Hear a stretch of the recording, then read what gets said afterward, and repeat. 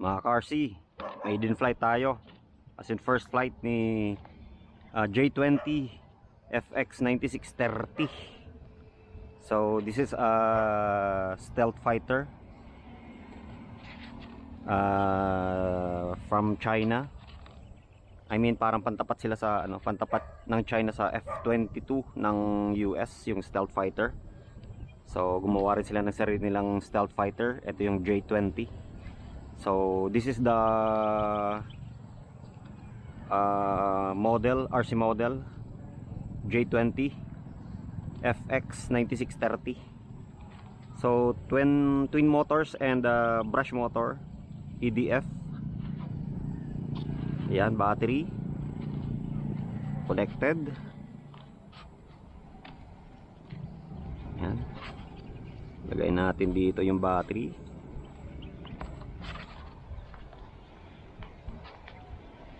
Alright, maiden flight.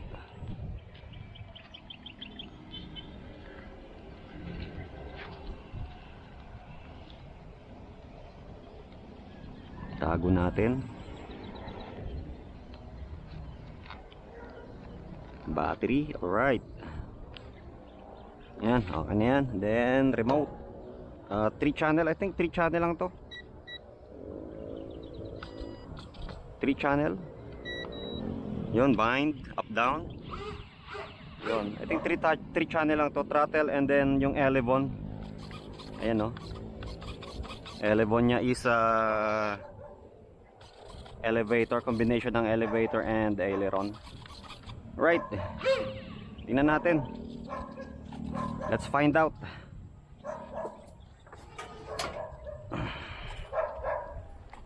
Right, let's go here against the wind.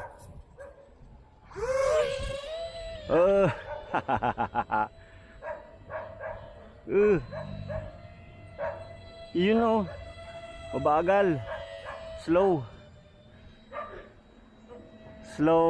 reaction. Almost mag-crash dun sa almost mag-crash dun sa damo. Anyway, hindi siya ganun kabilis. Kala ko mabilis siya tulad ng mga napapanood ko sa sa video sa YouTube. Hindi siya ganun kabilis. Medyo siya, slow flyer.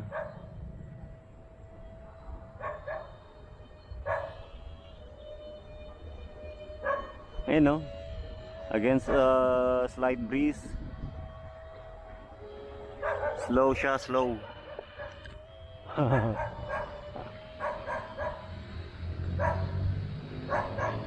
Ayan, J20 9630 FX Station. Okay, J20 stealth fighter, RC model ng China. Okay, stable, stabilized. Mabagal siya sa jet. Ba't mabagal? Dapat mabilis siya kasi jet eh.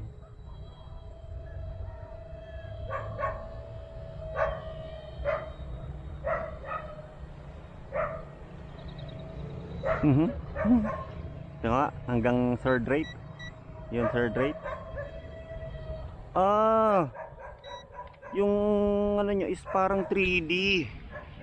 Nako, bagsak. Parang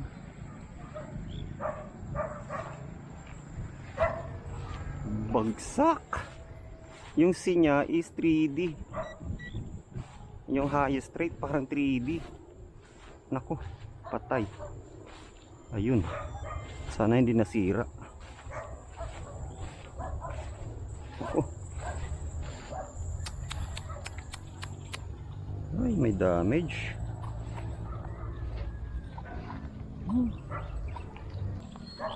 Dapat pala. Yan, isa pa nga.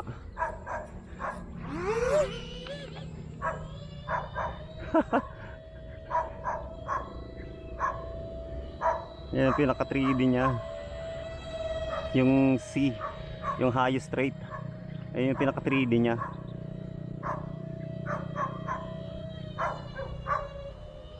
Pero may damage siyang konti yung nose niya.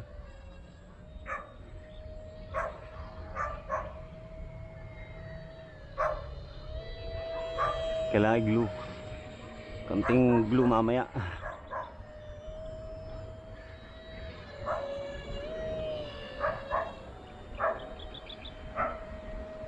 Yun pa yung pinaka highest rate niya ay 3D. Now I know. But the bad thing is, unfortunately, nagkaroon ng konting crash.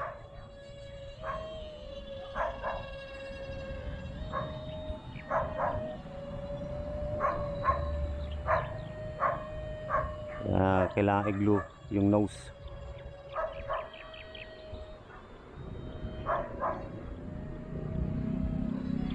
Mabagal.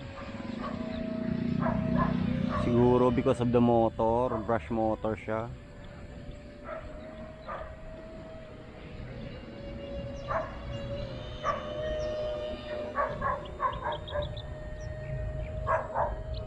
Easy to fly, but the problem is, yung number one problem is yung instruction siya, yung user manual.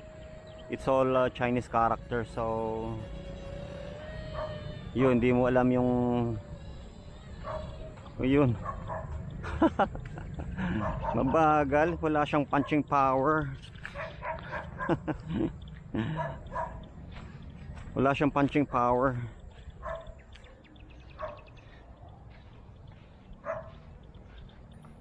Walang punching power.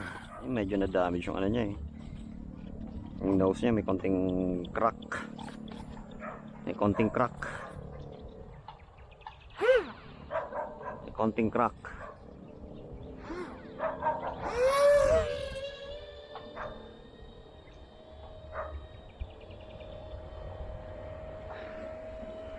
Nagkaroon ng konting crack yung nose niya because the I was flying in 3D pala. Yung 3D pala yung C. That's the bad thing. Pagka puro Chinese characters talaga. Di mo maintindihan yung mga nakasulat.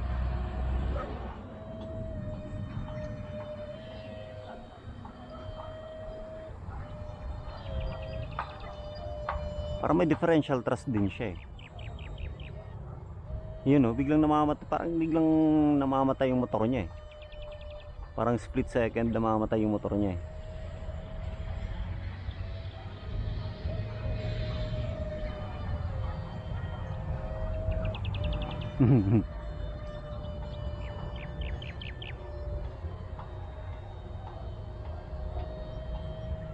Pakataas na oh.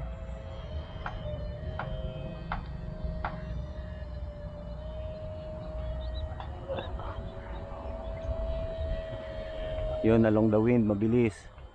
Pero pagka medyo ganyan lang, nako, napaka ubod ng bagal. Ayun oh. Parang 2 channel yung ano niya eh.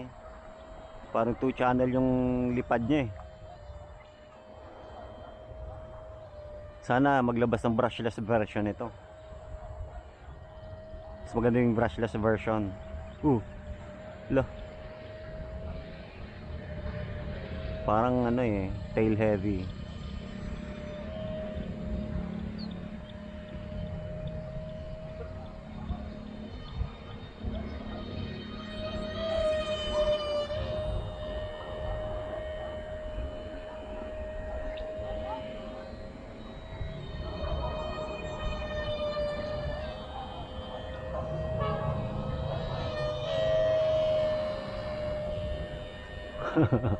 Parang hirapan yung motor niya eh.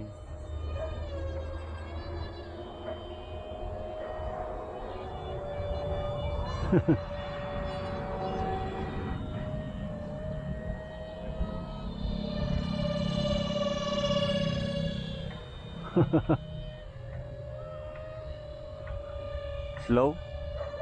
Pero pwede na.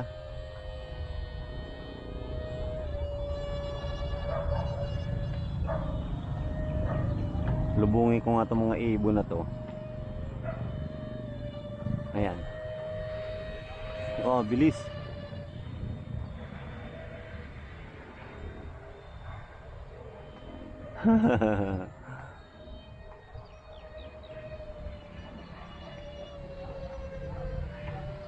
Hala bagal.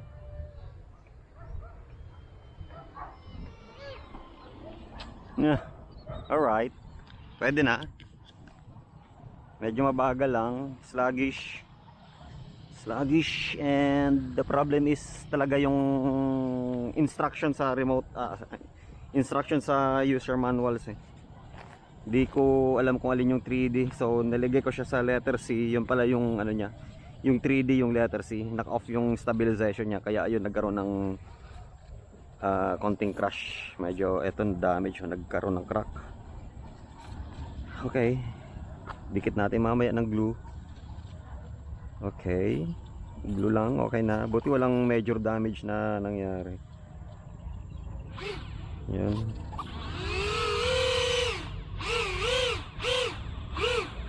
Lakas pa. May ano pa. May katas pa.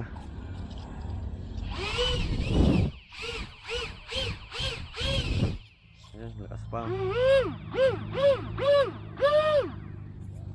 Kaso mabagal. Ikabagalan, okay? Thank you for watching. And hopefully mag-subscribe kayo.